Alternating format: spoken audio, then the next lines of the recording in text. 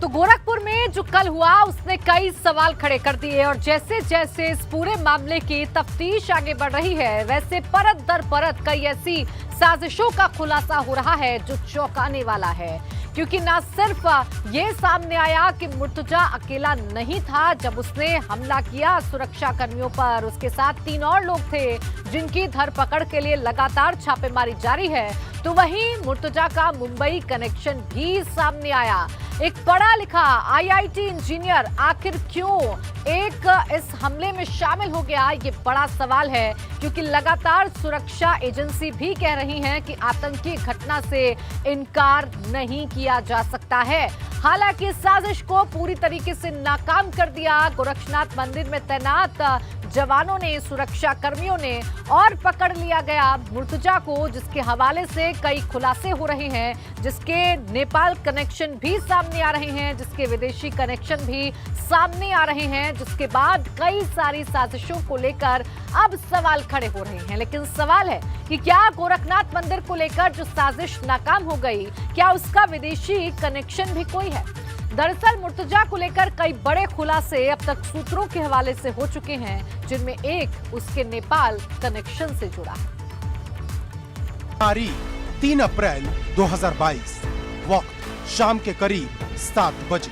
गोरखपुर मंदिर के गेट के सामने से आई इस तस्वीर ने यूपी ही नहीं बल्कि पूरे देश को सन्न कर दिया। अहमद मुर्तजा अब्बासी नाम के इस शख्स ने अचानक से पीएससी के जवानों पर धारदार हथियार से जानलेवा हमले को अंजाम देना शुरू किया। इस सनसनीखेज मामले से जुड़ा एक एक मंजर सीसीटीवी कैमरे की जद में आ गया। लेकिन अब जिस सवाल का जवाब तलाशने की कोशिश हो रही है वो ये है कि इस हमले को अंजाम देने वाले अहमद मुर्तजा का असल मकसद क्या है।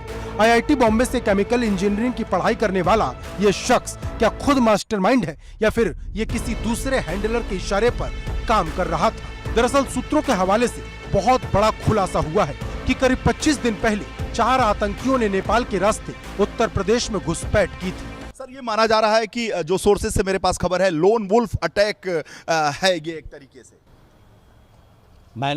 हम शासन के द्वारा इसको बहुत गंभीरता से लिया गया है और हम लोगों ने इस चीज़ों को जो टेरर अटैक है उसको हम रूल आउट हम लोगों ने नहीं किया है। तो ऐसी परिस्थितियों में जब तक विवेचना पूरी नहीं हो जाती, लेकिन एक बात अवश्य है कि एक गहरी साजिश है जिसके तहत एक वेल प्रोटेक्टेड वाइटल इंस्टॉलेशन जो कि मंदिर है, जिसकी अपनी एक स्वयं की सुरक्षा योजना है, उस पर अटैक करने की कोशिश है। जबकि दूसरी ओर हुए अहम खुलासे में आरोपी अहमद मुर्तजा का भी नेपाल कनेक्शन सामने आया है। सूत्रों की माने तो 3 महीने पहले मुर्तजा भी नेपाल गया था। वो वहाँ काठमांडू में 3 दिन तक रहा था। प्रथम दृष्टिया पूछताछ से ये पता चला है कि ये एक आतंकी साजिश है। साथ ही साथ इस साजिश में बड़े बड़े लोग शामिल हैं, विदेशी शक्तियां शामिल हैं। और तीसरी जो महत्वपूर्ण बात है कि ये रेडिकलाइज हुआ है जाकिर नाइक के ग्रंथों को पढ़कर, उनके साहित्य और लिटरेचर को पढ़कर। इस पूरी साजिश का सच सामने लाने में नेपाल से जुड़े तार की तफ्तीश इसलिए भी मायने रखती है क्योंकि एबीपी गंगा पर खुद अहमद मुर्तजा ने नेपाल जाने की बात कबूली।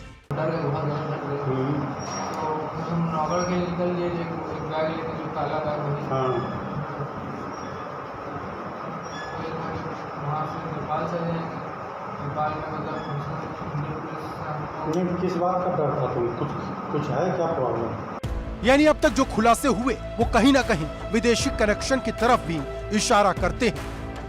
इस बीच खुलासा ये भी हुआ कि भले ही सीसीटीवी कैमरे में अहमद मुर्तजा अकेले नजर आ रहा हो, लेकिन इस पूरे कारनामे को अंजाम देने में उसके साथ और भी गुनहगार शामिल थे। बताया जा रहा है कि मुर्तजा के साथियों को गोरखपुर के आसपास वाले जिलों में तलाशा जा रहा, जिसमें मऊ, कुशीनगर, देवरिया और संत कबीर नगर जैसे जिले शामिल हैं। कोई घटना इस तरह के न हो सके, हम कोशिश कर रहे हैं, हमारी जांच आगे बढ़ रही है। लेकिन आईबी सोर्सेज से मैं आपको जानकारी दे दूं, होम मिनिस्ट्री के सोर्सेज से आपको जानकारी दे दूं कि जो जांच एजेंसियां हैं वो ये मान रही हैं कि ये लोन वुल्फ अटैक है। जिस तरीके से अमेरिका में, जिस तरीके से ऑस्ट्रेलिया में, जिस तरीके से लंदन में, जिस तरीके से फ्रांस में, जिस तरीके से जर्मनी में लोन वुल्फ अटैक हुआ, उसका मतलब होता है, लोन वुल्फ अटैक का मतलब होता है कि रेडिकल दस्तावेजों को पढ़ने के बाद बाद जो टेक्नोक्रेट हैं, जो हाई क्वालिफाइड जो युवक हैं, उनके दिमाग खराब हो जाते हैं और वो अटैक करने के मोड में आ जाते हैं। वो अटैक करते हैं,